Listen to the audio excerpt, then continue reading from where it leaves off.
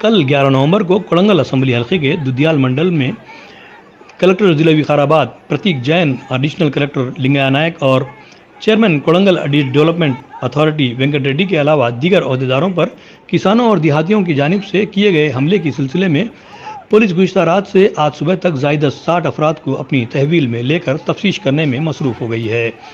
इस इलाके में इंटरनेट सर्विसेज को भी बंद कर दिया गया है और बड़ी तादाद में पुलिस फोर्सेस को उतारा गया है। रियासती आईजी पी सत्यनारायण कल विकाराबाद पहुंचकर हालात का जायजा लिया था और मीडिया से बात करते हुए इन्होंने ज़िले कलेक्टर के अलावा दीगर अहदेदारों पर हमले की मजम्मत करते हुए कहा था कि ये एक साजिश के तहत किया गया हमला है। इन्होंने बताया कि इस सिलसिले में बमरसपेट पुलिस स्टेशन में 3 केसेस दर्ज कर लिए गए हैं और वीडियोस के जरिए हमलावरों की निशानदही कर ली गई है। ज़िला कलेक्टर ज़िला विकाराबाद और दीगर अहदेदारों पर हुए हमले की मजम्मत करते हुए हल्के पार्लियामेंट चवेल्ला एमपी कुंडा विश्वेश्वर रेड्डी ने हमले की सख्त मजम्मत करते हुए कहा कि ये एक साजिश के तहत किया गया हमला है, इसमें जो कोई मुलविस है इनके खिलाफ कार्रवाई की जाए।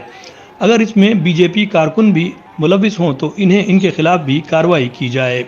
इन्होंने कहा कि तेलंगाना की तारीख में ये पहला अफसोसनाक वाक़या है जिसमें एक ज़िला कलेक्टर और दीगर आला अहदेदारों पर इस तरह हमला किया गया है। इन्होंने कहा कि जमहूरी तरीके से भी एहतजाज किया जा सकता है। इन्होंने कहा कि कोड़ंगल असेंबली हल्के में फार्मा कंपनी के क़याम से रोज़गार के मौक़े हासिल होंगे। दूसरी जानिब ज़िला कलेक्टर और दीगर अहदेदारों पर हमले के ख़िलाफ़ आज ज़िले के सरकारी अहदेदारों ने मुलाजमीन ने एहतजाज किया और एहतजाज करते हुए खातियों के ख़िलाफ़ सख्त कार्रवाई का मुतालबा किया। शहर न्यूज़ के लिए मैं मोहम्मद मुकरमुद्दीन तांडूर से।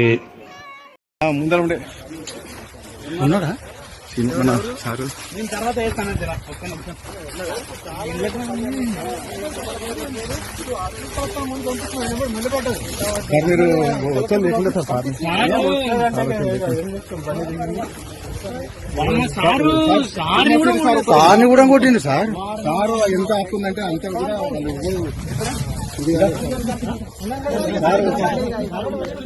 వాళ్ళ అభిప్రాయం కోసం వాళ్ళ రిక్వెస్ట్ మీదే ఎక్కడైతే ఉన్న ప్లేసు 2.5 కిలోమీటర్ల దగ్గర ఉన్నప్పుడు ఒక సురేష్ మగవని సురేష్ అనే ఒక వ్యక్తి వచ్చి ఆయన రిక్వెస్ట్ చేసి అక్కడి నుంచి రమ్మన్నారు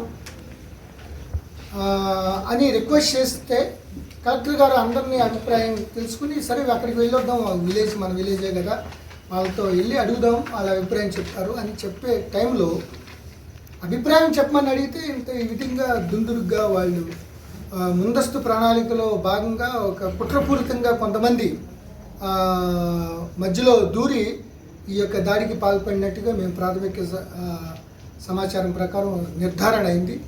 ఇప్పటికే 3 ఎఫ్ఐఆర్లు రైటింగ్ మంచి గట్టి సెక్షన్లు వేసి, ఎందుకంటే ఏ రాయి ఎక్కడ తగిలినా కూడా అది ప్రాణాపాయం సంబంధించింది చూస్తూనే ఉన్నాం. కారును బదల్లో కొట్టారు, కారును డ్యామేజ్ చేశారు, ఇష్టం వచ్చినట్టు రాళ్ళ వర్షం కురిపించారు. సో వీళ్ళపై ఆల్రెడీ చాలామందిని ఇప్పటికే 15 మందిని ఐడెంటిఫై చేసాం, మిగతా అంతా వీడియో చేస్తున్నాం. అట్లాగే ఎవరెవరు ఫోన్లు ఎవరెవరికి చేశారు, ఎవరైతే దీంట్లో ప్రధానమైన ఘటన గురించి స్పందిస్తారా సార్? ఇది అసలే మంచిది కాదు. ఇది తప్పు ఎవరిది అది తర్వాత చూద్దాం. కానీ కలెక్టర్ మీద దాడి మన తెలంగాణలో కాకుండా ఎప్పుడు కాలేదు నాకు తెలిసినంత వరకు. ఏమైనా ఇబ్బందులు ఉంటే రిప్రజెంటేషన్ ఇవ్వండి, ధర్నాలు చేయండి, మ్యాక్సిమం ఏదో 2 నిమిషాలు రాస్తారోకలు చేసినా చేయండి. కానీ ఇదేంది కలెక్టర్ మీద దాడి? ఇదేంది? ఎవరు దీని వెనుక ఏ రాజకీయ నాయకుడు ఉన్నా నేను ఖండిస్తాడు, మా సొంత పార్టీ వాళ్ళు ఉన్నా కూడా ఖండిస్తాడు. అది తప్పు. నాకు తెలిసినంత వరకు మా సొంత పార్టీ వాళ్ళు లేరు, కానీ ఎవరో ఉన్నారు. దీని కింద రాజకీయ కుట్ర కూడా ఉంది. అది ఫస్ట్ ఆఫ్ ఆల్ కలెక్టర్ మీద దాడి అసలుకు నేను నమ్మలేదు. ఫస్ట్ మన వికారాబాద్ జిల్లా, మన తెలంగాణ, మన వికారాబాద్ జిల్లాలో ఎవరో గుండాగాలు ఇచ్చేసింది. సరే దానికి ఊరోళ్ళు ప్రజలు ఉన్నారు, వాళ్ళని తప్పుదారి పట్టించిందా, నిజంగానే వాళ్ళకి నష్టమవుతుందా, ఇవన్నీ చూద్దాం. ఓది కథ అయితే డెఫినెట్లీ ఇది పోలీస్ ఇంటెలిజెన్స్ ఫెయిలియర్ అనుకుంటున్నాను. కలెక్టర్ మీద దాడి చేస్తాం, పోలీస్ తప్పనిసరిగా చర్యలు తీసుకోవాలి. కానీ సాధారణ ప్రజల అందరు 100,000 మంది సాధారణ ప్రజలను వాళ్ళ ఇంటికి పోయి అరెస్ట్ చేస్తారు, వాళ్ళని బాధ పెట్టొద్దు. మీరు నలుగురు ఉంటారు ఇన్వెస్టిగేటర్స్, వాళ్ళని పట్టుకొని అది చేసినాక ఇన్వెస్టిగేషన్ చేసినాక వేరే వాళ్ళని అరెస్ట్ చేశారు. కానీ సాధారణ ప్రజల ఇంటికి పోయి వాళ్ళని హింసించొద్దు అని నాకు పోలీస్ కూడా విజ్ఞప్తి. ఫార్మా కంపెనీని మీరు సమర్థిస్తున్నారా లేక వ్యతిరేకిస్తున్నారా? నాకు తెలియదండి. ఓ డెవలప్మెంట్ అయితే మంచిదే, కానీ డెవలప్మెంట్ అయితే ఏంది? ఆడ ప్రజలకు నష్టం కావాలా లాభం కావాలా?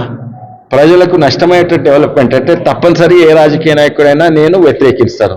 ప్రజలకు లాభమయ్యేట డెవలప్మెంట్ ఇస్తే నేను సంతోషిస్తాను.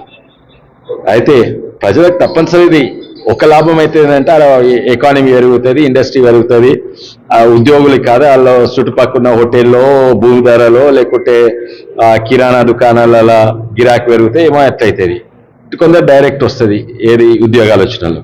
కానీ నష్టం ఏమవుతుంది? భూస్వీకరణ అవుతుంది, పొల్యూషన్ అవుతుంది, ఇవన్నీ. ఉద్యోగులపై దాడికి పాల్పడిన దుండగులను వెంటనే